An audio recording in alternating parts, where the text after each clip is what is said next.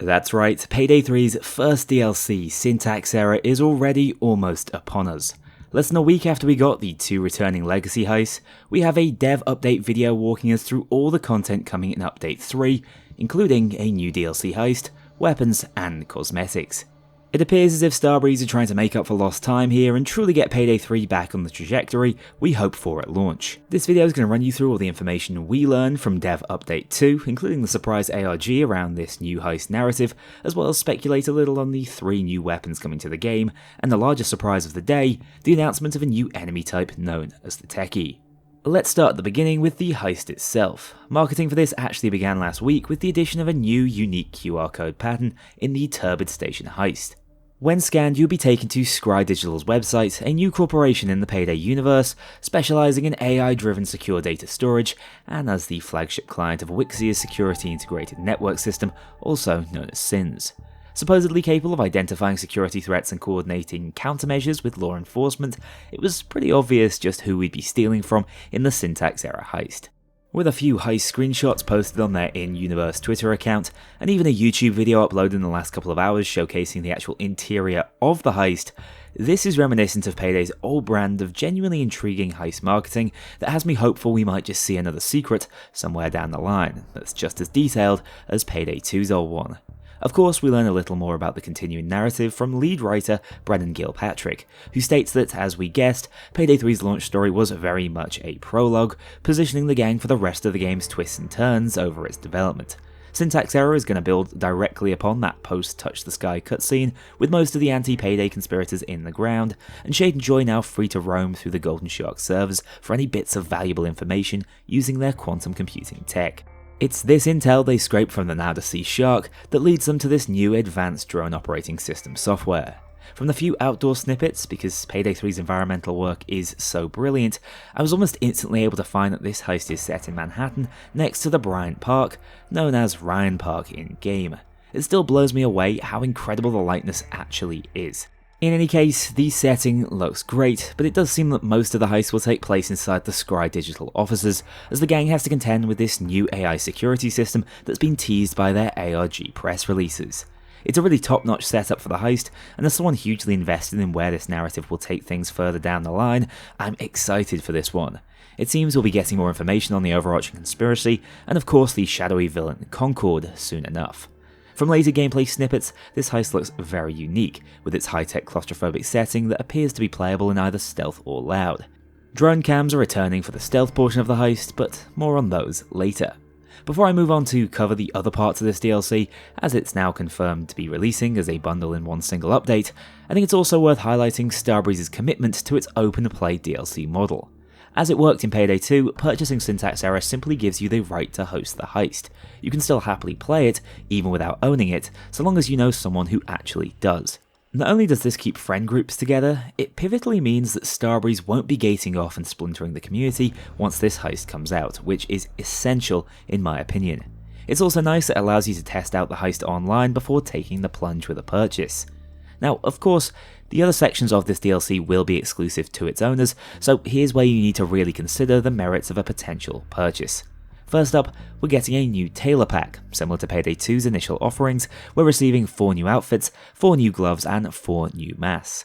Whilst my excitement for each new cosmetic does vary quite wildly, this plated mercenary outfit on Joy looks phenomenal, and it's great to see more animated masks already coming to the game.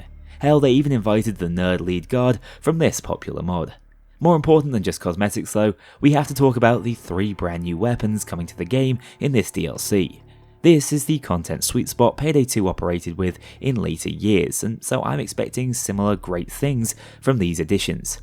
Also, do me a favour, I don't know real world weaponry. Please share what guns these 3 are based off if you know in the comments down below. It really helps discern how they're going to play in game. First up though, from my gun illiterate self, we have this new SMG, which from a brief snippet of gameplay looks like it'll fit a new niche in the meta, dealing more damage per shot at a lower fire rate, acting more like an SMG and assault rifle hybrid, hopefully befitting that primary weapon category it now lies within. Up next, and the most exciting of all, is this semi or maybe even fully auto mag loaded shotgun, the FSA 12 gauge. Payday 2's Isma was one of the most iconic weapons in the entire franchise, so I was surprised when the game launched without a magazine shotty, but it appears as if all my prayers have been answered by this bad boy. Definitely anticipating this to be a top tier weapon for years to come like its older brother. Finally, we're getting a new marksman rifle in the FIK family. This one appears to be a slightly lower damage single fire weapon. Maybe it's going to require edge to hit the one shot threshold, but will be a little easier to handle than the almighty SA. In any case, I'm relieved to see some new weapons coming, as I'd really worn out the old arsenal at this stage in Payday 3's life. I'm also happy to see that it looks like these weapons are heading into 3 weapon categories that did need love and variety, with a fair bit of room to innovate instead of seeing any stat line power creep. I also think it's sensible to keep future overkill additions to free updates so those major components of builds remain accessible to all. I can't wait to try out the shotgun. It's probably going to end up being an overkill weapon in and of itself. That's all the DLC stuff covered for this update though, but still only about half its actual content, as one of the largest announcements in the entire video revolves around a brand new enemy type coming to Payday 3. It's not the return of the medic or schooldozer, this one is completely unique, known as the Techi. Information around these guys was actually found deep down in the game files back during initial test betas, so we assume they'd just been cut, never to see the light of day again. But in a hugely positive turn of events, they're coming to the game before the year is through, I believe being the first female special enemy type in the game. Essentially, these guys are high-tech drone flyers who will position themselves out of harm's way, hiding behind these awesome-looking camouflage panels. Much like the FBI van, it'll be our task to hunt her down to stem the flow of airborne armed drones emerging from her backpack. The Techi is an impressively unique enemy type, and I'm very excited to see how she shakes up the meta and makes the game more challenging. It is worth mentioning though, as of Update 3, they'll only appear on the Synext Error Heist, apparently due to how complicated it is to make the drone's pathing and targeting functional around all the other Heist environments. At least we know they will be coming to all other heists at a later point, and I'm glad these technical difficulties haven't limited their innovation with her, as she really stands out from the crowd mechanically. The game isn't just getting harder though. Starbreeze have done us the courtesy of dropping yet another new skill line to help fight back, centered around drones and hacking, known as Scrambler. This one feels like a bit of an homage to the old hacker perk deck by buffing tools and the ECM jammer in particular. The core skill essentially allows you to now perform hacks on stealth and loud drones, enabling you to shut them down briefly to sneak past, or turn them to your side to fight for you.